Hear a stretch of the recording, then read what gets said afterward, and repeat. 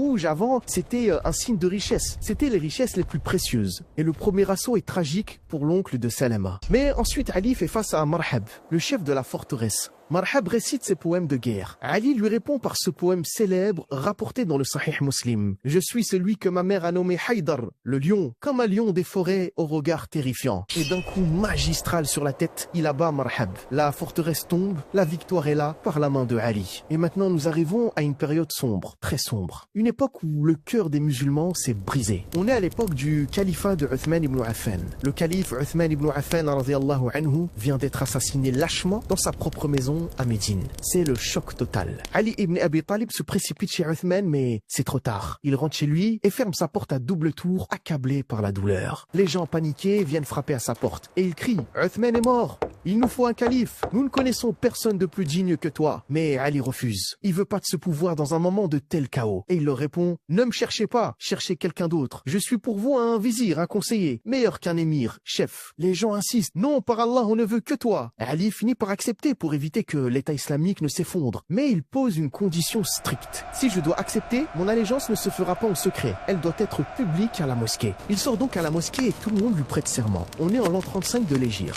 Mais la colère gronde. Les musulmans sont sous le choc. Comment a-t-on pu tuer le calife? Talha et Zubayr, radiyallahu anhum, deux immenses compagnons partent à la Mecque. Ils retrouvent Aïcha, la mère des croyants. Ensemble, ils sont d'accord sur un point. Il faut punir les assassins de Uthman. C'est une obligation. Ils décident de marcher vers l'Irak à Basora, car c'est là que se cachent beaucoup des comploteurs. Ils sont environ 5000. Arrivés à Basora, ils trouvent le gouverneur de Ali, Uthman ibn Hunayf, et ils lui demandent de livrer les coupables. Le temps monte et une première bataille éclate. Une bataille qu'on appellera la petite bataille du chameau. Talha et Zubayr l'emportent. Mais Ali apprend ça à Médine. Il comprend que la situation est grave. Il ne veut pas de guerre entre les frères. Il rassemble une armée et marche vers Koufa en Irak. Il n'y va pas pour se battre, mais pour rétablir l'ordre. Il envoie un émissaire de confiance, Al-Qaqa' ibn Amr. Il va voir Talha et Zubayr et leur demande « Que voulez-vous » Ils répondent « Nous voulons les tueurs de Uthman ». L'émissaire dit « Alors venez voir le calife. Unissez-vous avec lui et il fera justice. Il ne s'y oppose pas. » Mais il faut d'abord stabiliser l'État. Le message passe et Talha et Zubayr acceptent. Un accord de paix est trouvé. Ils conviennent de retourner à Médine pour tout régler pacifiquement. Tout le monde est soulagé. Ce soir-là, les musulmans dorment tranquilles, pensant que la fitna est évitée. Mais dans l'ombre, les assassins de Uthman veillent. Ils savent que si la paix se fait, c'est leur fin. Ils doivent absolument saboter cet accord. C'est ici que l'histoire bascule. La tête pensante de la fitna, un certain Abdullah ibn Saba, rassemble ses complices. Et il leur dit « C'est la pire nuit pour nous. Si la paix se fait, nos têtes vont tomber. » Alors il propose un plan diabolique. Il divise ses hommes en deux groupes. Un groupe qui s'infiltre près du camp de Talha et Zubayr et l'autre près du camp de Ali. En pleine nuit, alors que tout le monde dort, ils attaquent et ils frappent des deux côtés,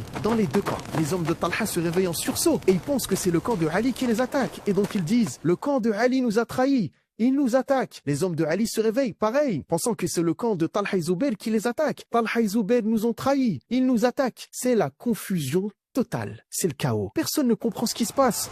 Et les épées sortent des fourreaux. Le matin se lève sur une scène d'horreur. Des musulmans combattent des musulmans. Ali ibn Abi Talib est réveillé par les bruits des armes. Il est désespéré. Il crie de toutes ses forces. « Arrêtez, serviteurs d'Allah! Arrêtez, serviteurs d'Allah !» Mais le vacarme est trop fort. La poussière est trop épaisse. Personne ne l'entend. En voyant les têtes tomber, Ali s'effondre et dit cette phrase qui fend le cœur. « Ah, si seulement j'étais mort 20 ans avant ce jour. » De l'autre côté, c'est le même déchirement.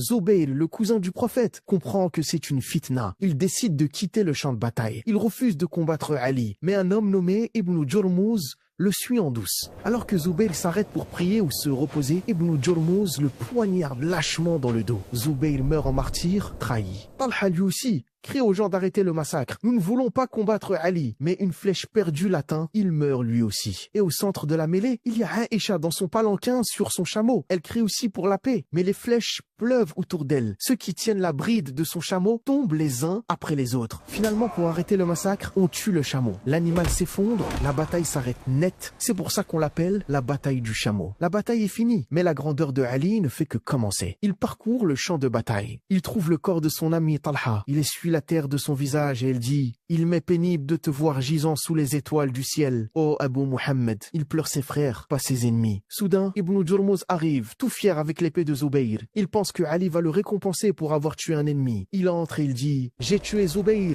voici son épée. » Ali reconnaît l'épée, il a mal. Et il dit « Ne te réjouis pas, j'ai entendu le messager d'Allah dire « Annonce l'enfer au tueur du fils de sa fille. »